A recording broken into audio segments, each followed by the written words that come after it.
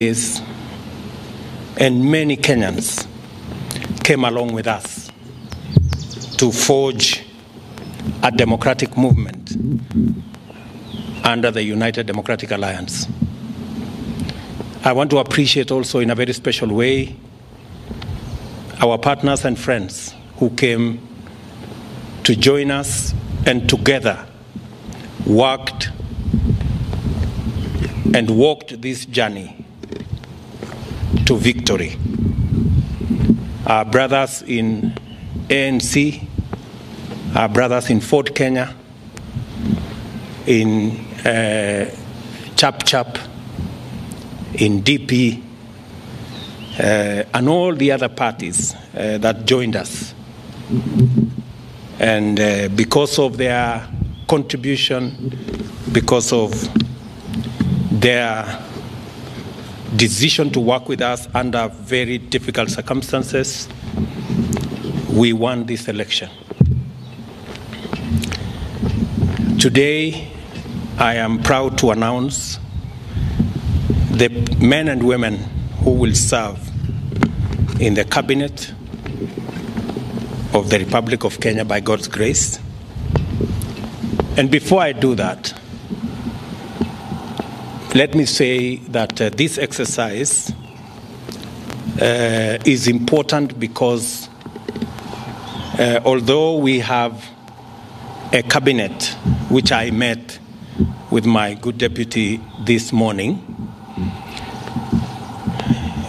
it is also important that we set up the new cabinet early so that we can quickly take charge of the affairs of our country and begin the process of implementing the plan that we set out before the people of Kenya and persuaded them to vote for us on the basis of that plan.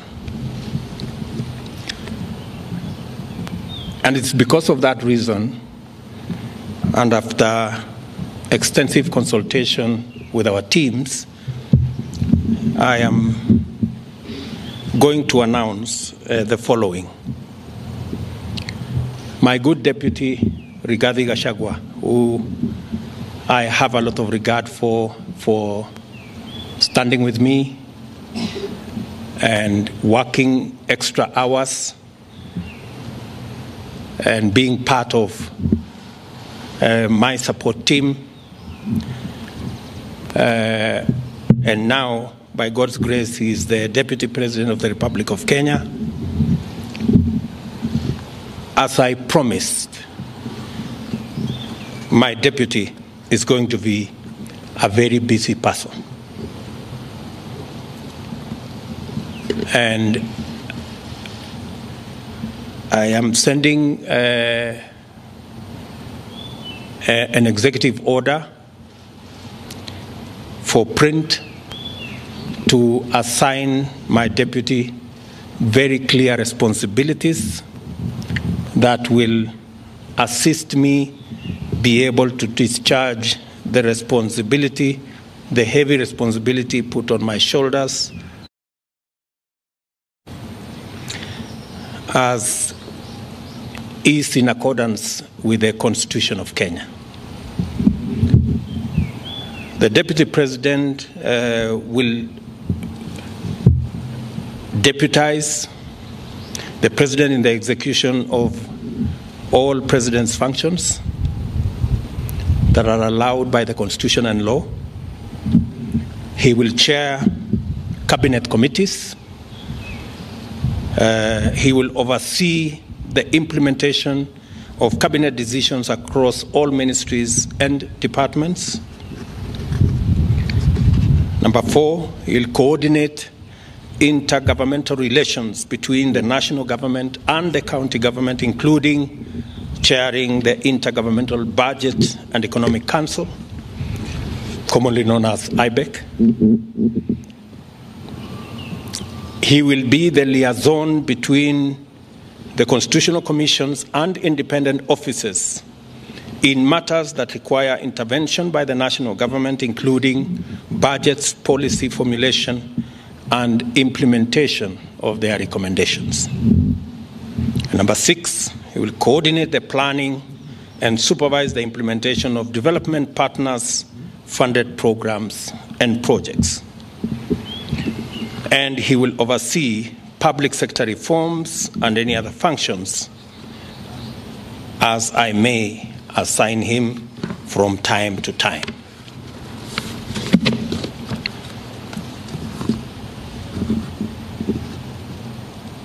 We have again the other very important position, and that is the position of the Prime Cabinet Secretary. And I have appointed my brother, Wycliffe Musalia Mudavadi, into that office. That office is probably the most senior office after the office of the President and Deputy President. And I have set out functions for that office. He will assist the President and Deputy President in the coordination and supervision of government ministries and state departments, in liaison with the ministry responsible for interior and national coordination, oversee the implementation of national government policies, programs, and projects. Number 3, he will chair and coordinate national government legislative agenda across all ministries and state departments in consultation with and for transmission to the party coalition leadership in both National Assembly and the Senate.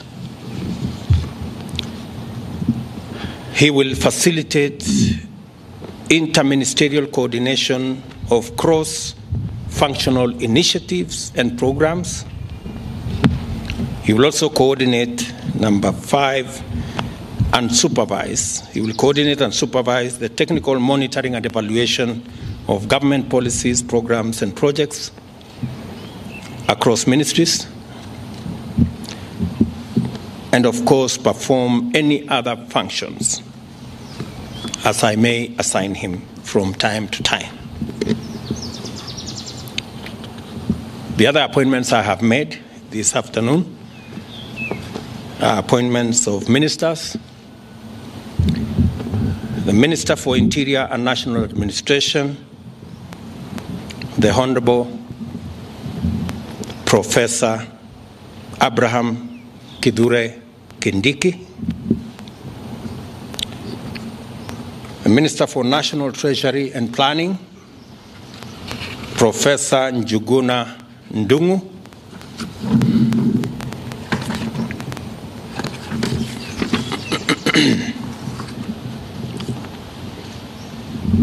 Public Service, Gender and Affirmative Action, the Honorable Aisha Jumwa Katana,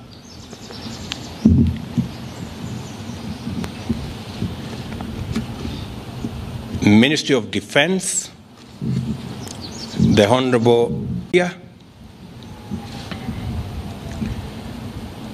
the Minister for East African Community, Arid and Semi-Arid Lands and Regional Development, Rebecca Miano,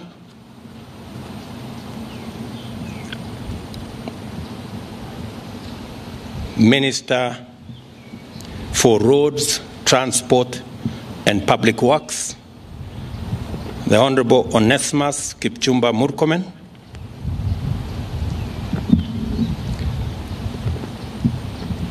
Minister for Environment and Forestry, the Honorable Roslinda Soipan Tuya,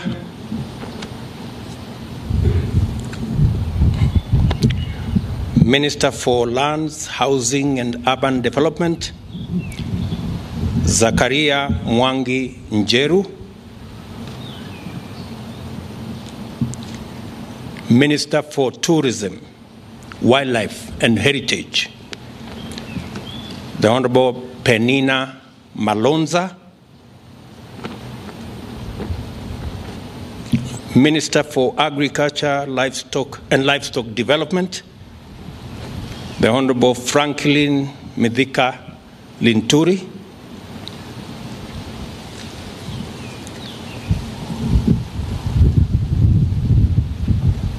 Minister for Health, Susan Nakumicha Wafula, Minister for Information, Communication and Digital Economy, Mr. Eliud Owalo, Minister for Education, Ezekiel Machogu, Minister for Energy and Petroleum, Davis Chirchir,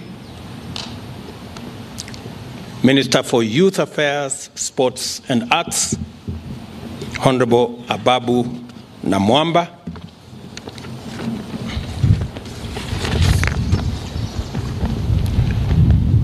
Minister for Cooperatives and Micro, Small and Medium Enterprise Development, Simon Chelugui,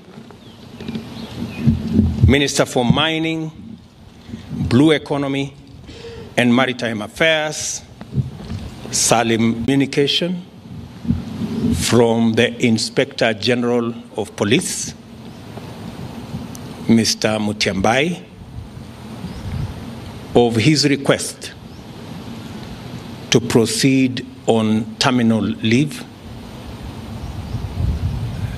because of his health situation. I have, after discussing with Mr. Mutiambai and of his service to our nation and his health situation, I have accepted that Mr. Mutiambai will proceed on terminal leave on the 6 months that he still has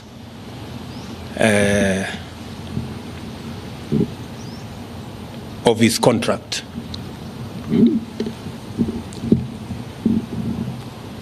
I have transmitted the same to the National Police Service to proceed with advertising that position.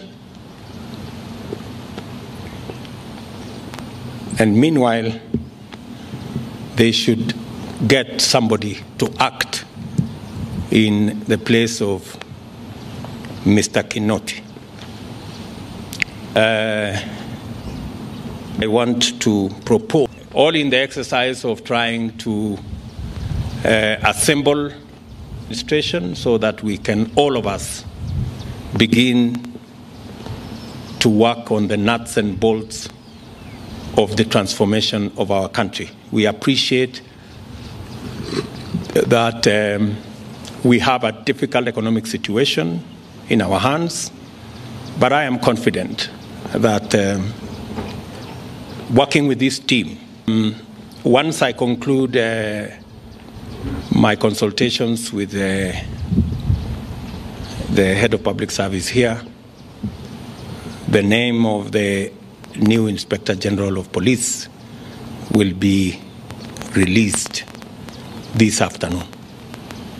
So, with those many remarks, ladies and gentlemen, I want to take this opportunity to wish the men and women on this list, the great people who will assist us deliver on the Kenya Kwanza plan.